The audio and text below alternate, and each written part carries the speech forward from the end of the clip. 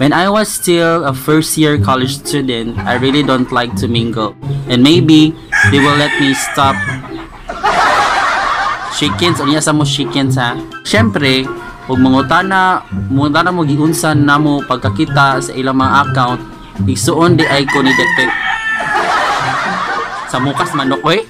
Pagkita nako nila wa na jud ko agwanta ni collapse nako. Nakuyapan si ate girl.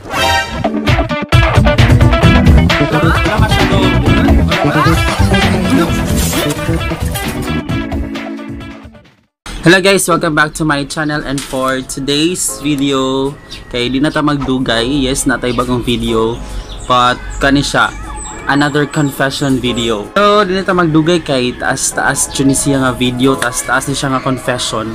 Okay, so nang di ba na nga kun yung mga advices, so later to mga advices akong basahon, but let's start with the confession. Okay, call me by name, Kai, 22, currently working. I'm an office staff and an English tutor online as well.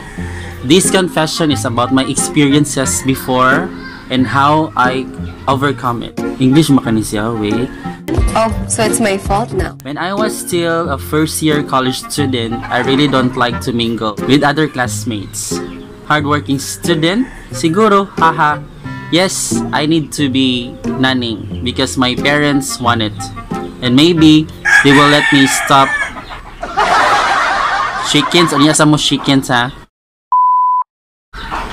And maybe they will let me stop studying if I refuse to do it. Bisaya na lang ko ha. Sige po. May Bisaya na siya no, kay murag English kistanan. So na pag first year na ako, eskwelahan balay ra jud ko. Mulag man gani, tago pa jud na. Di pwede maingon na, ma, mulaag ko, dugay ko muuli. Akong permi pananghid kay, ma, naasa mitiwason, madugay ko guli. Di raman siguro ako ang inani no, o di radyo ikaw inana sa una day. Ako sad, ug daghan sa kay mga estudyante nga inana silang rason no, bisag walay tiwason nga project basta mulaag lang jud. Life isn't fair. Muna rason. So by the way, the reason why I don't mingle with my classmates because I was involved in a big issue. Taran! But that was another story. There's this one girl who believed in me and stayed with me. We became friends. We found out nga daghan kay mig mga likes and comment. So back when we were in college, gingandan mig calamity and disaster. Kay kung naay calamity na jud naay disaster. Mo sad me. Og asa ko nasad siya. Og asa siya naapod ko. Kami nga mag-amiga nga bisag dugay kay dili magtagad, bisag dugay kayo dili makita, pero once nga okay na tanan, way mausab. So we had an issue before, para sa ko mauna siguro to ang big issue nga kadili nako makalimtan. Nakoy naganahan nga laki, kay baw siya nga ganahan ko sa laki. Kay sige na good na niyag tawag ang laki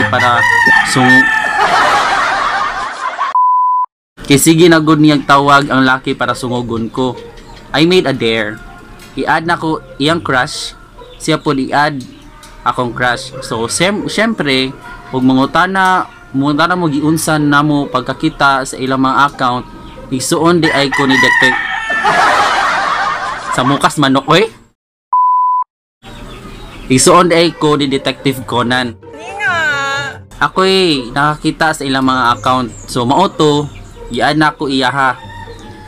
Siya po i-add ako Nya ang consequences di ay ato, basta i-accept me, kay i-add na mo ang among mga crush na jud. Gets ra? So inaning siya ang itabo. So ang atong crush sa iyang friend, siya ni-add, di katong sa iyang friend, basta mo ko siya, okay? I-accept man on ko sa iyang crush. Siya po i-accept sa iyang crush. So mauto, we need to add them on our accounts balag wow, pero gi-accept naman sad noon me. One night, weird kay siya. We don't usually say I love you to each other. Kay feel na mo luod pero love na mo sa usa. Pero that night, sige siya I love you. Si siya pangutana kung love pa ba daw nako siya.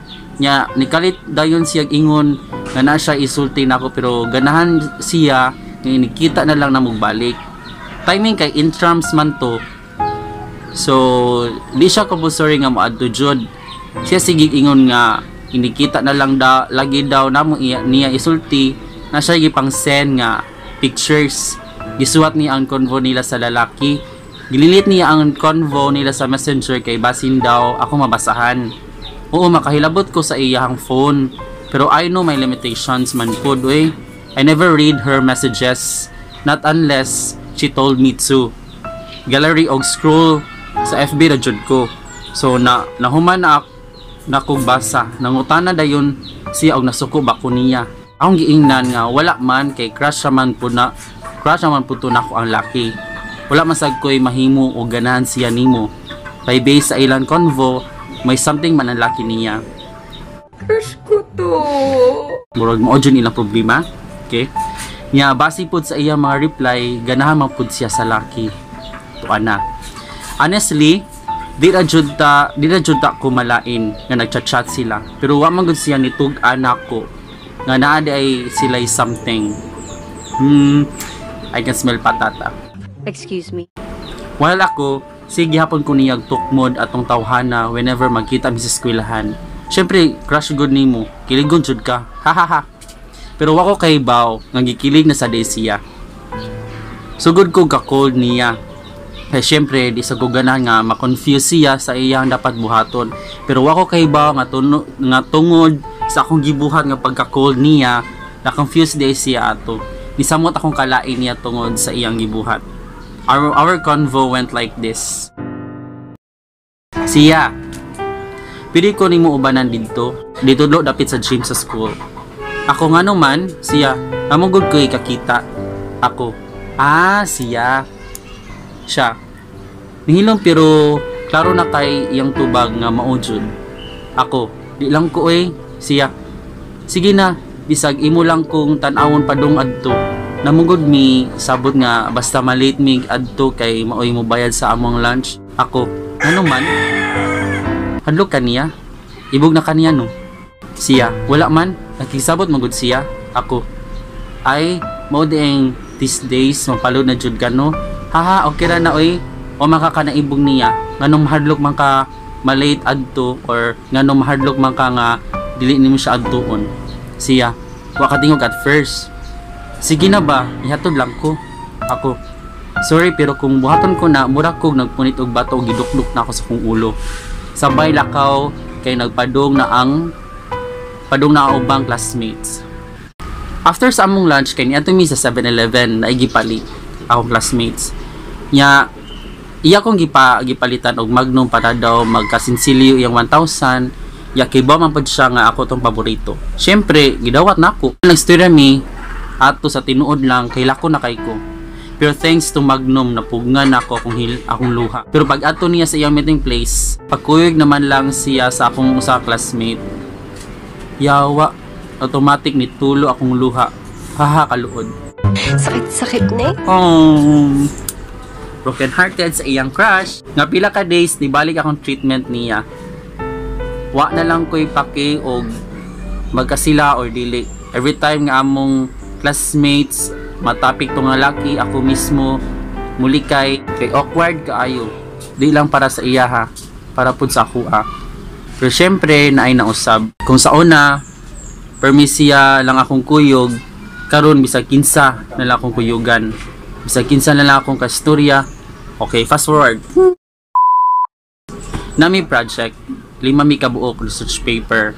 At first, okay raman. Magkasinabot raman ming duha. Ako makasulti naman ko sa ako ang ganahang isulti si Sukadato. O di ko ganahan sa iyang idea musulti ko. Pero akong di lang siya ganahan niya kay basta na ami away idamay niya ang research. And then one time, nagtapok mis usa ka mall. Nagimo mis amo research. Nag-away mi ato nga time. Kana ganing na imong lawas adto pero wala imong presence. Ato ko nagsugod og kalain. Kanang bisag tapad na unta mi pinaana pa siya sa akong mga kagrupo nga ibabuhat na niya like what the f amot og gibuhat bako to or wala. After ato kay niuli ko niya ni ana man sad siya nga wala mi buhaton. Sus kay pag abot na ako sa mong balay ni chat ako amiga nakauli na ka pwede ka mariskwelahan, kinahanglan kay kanamo good. Grabe ni surok akong dugo. Jud, akong giingnan, kuyawas sa, katong na ako sa inyong atubangan, mura na kog hangin, pero kanong nakauli na ako, kinahanglan ako ninyo. Wala na, pero di ko muara. Chati lang kog naamoy ipa-research, isend ra na ako. Natug ko after tungod sa akong kalagot. Diba lagot kay siya? Sino? Ako? Sugad ato, wala na ako sigkuyog nila. Ako'y naghimo sa intro og literature reviews mo nang isena nako nila og nanakoy na mahimo. Sige kog suggest nga ari maghimo sa amua kay naami wifi, pero yang rason nako lagi ang mga members, pero akong gipangutan ako mga kauban okay ra daw, pero di lang jud siya mosugot. One time isend ko nila, kiingnan ako nga di daw sakto akong gipangbuhat, kuwangan daw to. Syempre lalaing ko kay wala na recognize akong efforts. Iyang rason, pare-parehara daw ang ilang na search sa ako na buhat. Ya to think ha, akong gisa nila kay organize na to. Pace na lang ang kuwang ato. 2 days kung walay tarong kaon o way tulog ato, pero nan lang nasayop nga kuwang. Abot nagrigor akong utok jud. Nan nako sa akong mga classmate nga mura na kog zombie, naglakaw tungod sa akong kahagard, kadaot o kaitom sa akong eye bags. So pagmata nako, nara ko sa kwarto. Wa ko na naog dayon. Pero pag taod-taod, nisaka akong ati. Nya na siya. Ni-chat imong miga, patuon daw ka sa mall. Karon dayon kay maghimo daw mo sa inyong research. Bago pa ko mata, pero mo dayon ang nisugat. Akong ginan akong ati. Nganong ara man siya ni-chat nimo. Kamu ang kagrupo? Anong dili man siya kasulti dayon nako? Gi-chat dayon sa akong ati, ana siya. Ingon siya nga kiingnan daw kanila pero wa jud ka ni adto. Nya di sa daw ka mo chat or di sa daw ka ma-contact. Ambot wa ako nakasabot. Itan-aw na ako kong phone. Oo naay chat nga pagtuon ko pero bago pa nila gisend. Ako pa man joy pakasadon. Syempre late na ko. Traffic pa jud kay naay festival sa amua ato that time. Sa jeep grabe na kay kog kalipong labad kay akong ulo. Wala na ko kaantos, gichatan nako akong usa ka kauban. Sige kog sorry tungod sa akong nabuhat kay kahibaw ko nga sayop jud to. Nadara ra jud ko sa akong gibati ato. Sige kog ingon nga bisag unsay mahitabo please ayaw isulti sa uban. Di ko ganahan nga may baw-an sa nila, may baw-an sa lain. Pag abot nako ato sa mall, as in galison na kog saka sa hagdan.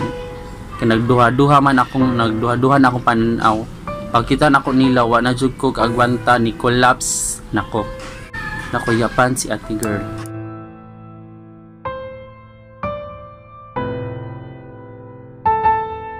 Ni-graduate ko nga wala jud mi nagka-okay. Syempre happy kay ko kay kauban na sad mi. Nakabantay ko nga wala gihapon nabalik iyang tinagdan ako.